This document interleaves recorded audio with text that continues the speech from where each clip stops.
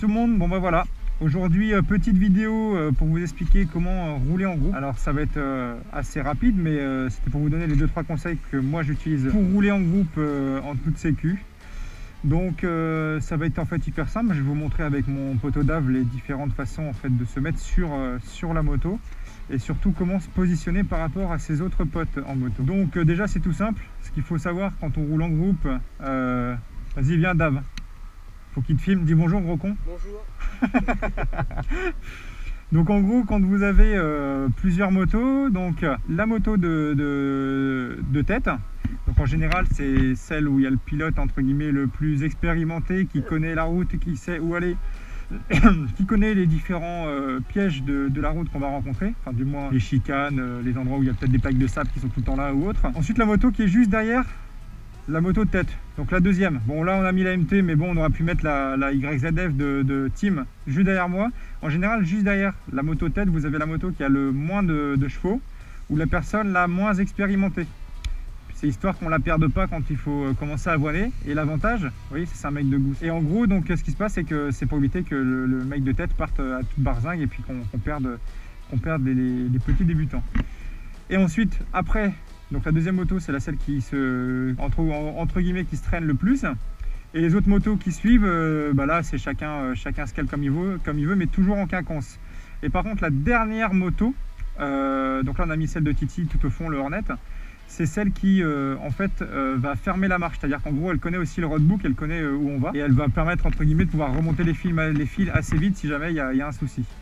Par contre après on va vous expliquer les différents signes, en gros comment ça se passe. Donc Dave, monte sur ta moto. Monte sur ma moto. Alors monte sur ta moto, donc voilà la petite MT du poteau. Donc ça filme toujours gros ou pas?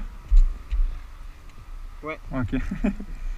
Donc mon petit Davidou va monter sur sa fabuleuse MT-07. D'ailleurs, chose à part, je ne sais pas si vous voyez, il a fait tout un covering carbone sur toutes les plaques ici. Il a fait à l'arrière là, et il a fait juste ici aussi. C'est vraiment super beau. Ça par contre, il va le changer bientôt parce que ça c'est siglé normalement hashtag trottoir. Donc si vous avez vu la vidéo, lancez le hashtag trottoir pour Dave. Donc voilà, donc en fait quand on roule en groupe, ce qu'il faut savoir c'est que si jamais, admettons, en fait, vous êtes en train de rouler et que vous avez un danger à gauche, donc s'il y a un danger à gauche, admettons un caillou, une grand-mère, une poule ou j'en sais rien, ou des cailloux, il faut tendre la jambe à gauche de l'endroit où vous avez un problème. Donc, vous voyez, mets ta béquille, Dave, t'inquiète pas, tu vas pas tomber gros. Donc là, vous tendez, donc quand vous avez un danger à gauche, vous tendez simplement la jambe à gauche, ce qui permet de prévenir à la personne de derrière qu'il y a quelque chose à gauche. Donc soit un trottoir pour lui, hein Dave, s'il y a un trottoir, si vous avez des personnes, des gravions, etc., etc. La même chose à droite, si jamais vous avez un souci, on tend la jambe, tout ça, sans se casser la gueule. Donc voilà, on tend la jambe à droite. Alors autre chose, par contre, si jamais à un moment vous êtes en train de rouler et qu'en face, sachant que ce que la personne fait, toutes les personnes qui sont derrière doivent répéter le geste. Ce qui permet en fait entre guillemets de faire passer l'information pour les personnes qui arrivent derrière, parce qu'eux ils ne voient pas forcément le danger. Donc admettons, moi je suis en train de rouler, je vois un danger à gauche, je vais tendre ma jambe gauche, puis ensuite Dave va tendre donc sa jambe gauche, puis après Ange tendra sa jambe gauche, ensuite l'YZF de team tendra sa jambe gauche, et Titi, bah, lui il n'a pas besoin parce que le temps qu'il voit, bah, il n'y a personne derrière lui. Autre chose, si admettons vous avez un danger qui traverse toute la route, donc un dodane, de la terre, Maïté écrasée, j'en sais rien. En gros, il faut tendre les deux jambes. Alors pour tendre les deux jambes, bah voilà, en gros, vous tendez juste 2 secondes vos deux jambes et les personnes derrière vont faire pareil, ils vont tendre tous leurs deux jambes pour prévenir qu'il y a un petit dodane ou autre.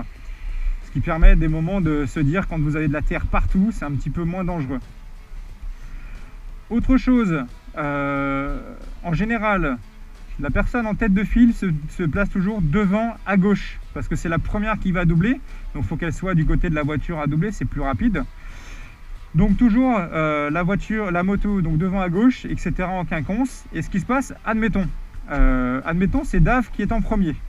Quand Dave double une voiture, prenons un virage, on va prendre un virage à gauche, donc Dave double la voiture à gauche. Donc on est d'accord qu'il voit la fin du virage avant tout le monde. Nous, ce qu'on utilise comme technique, en gros, c'est quand il est à gauche et qu'il voit avant nous les personnes et qu'il voit qu'il y a... Oh putain, il y a le drone de Titi. Et donc en gros, quand il voit le... Comment dire? Quand il voit qu'il n'y a absolument personne, il tend son bras. Dave veut dire bonjour au drone. Donc là, il va tendre son bras en fait pour prévenir en gros... Non, il faut tendre ton bras haut, comme ça. C'est comme quand on dit. Donc là, quand il roule dans un long virage à gauche et qu'il n'y a personne, il peut tendre le bras à gauche pour dire qu'on peut doubler. Donc en général, quand la personne est loin et qu'on voit qu'elle a le bras tendu, et ben nous, ça nous permet finalement de doubler la voiture sans aucun problème et se dire que ça passe sans souci.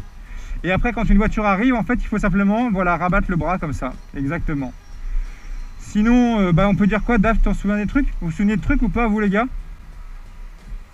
S'en branle. Donc là voilà le petit drone de Titi qui nous avait fait des images de ouf. Ah oui, alors de temps en temps, en gros, quand il y a des moments où on double sans forcément mettre le clignot parce qu'on a la flemme, en fait on tend simplement le bras, voilà, comme ça, pour que la personne de derrière voit qu'on double sans forcément mettre le clignot quand on est sur la 4 voies et puis qu'on sait que l'autre va doubler, c'est pour prévenir d'un changement de direction. Par contre aussi autre chose, éviter de rouler, j'en vois parfois moi certains sur la route qui roulent comme ça, c'est admettons moi je suis là sur la gauche, et ensuite Dave est juste derrière moi et après ça continue à se mettre en quinconce. Le problème qu'il y a, c'est qu'une personne qui se met pas en quinconce dès le début, ça fout le bordel derrière à chaque fois, parce qu'il suffit que moi je freine un coup sec et bah Dave me rentre dedans et après les autres c'est pareil, ça fait un gros paquet de bowling quoi. Viens là mon chien, viens là mon chien, viens. Ça fout les boules, viens là gros.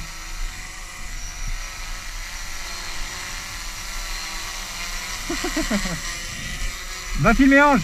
Donc voilà en gros ce qu'on peut dire de beau sur cette vidéo là. Donc voilà, en espérant que nos petits conseils vous auront aidé. On va vous montrer après des petites vidéos du drone. Putain, il est haut le bâtard. Il est là-haut. Donc voilà, allez sur ce les gens. Le petit au revoir de David. Vous voyez comme il a l'air niais. Bon allez, bisous tout le monde. Ciao ciao.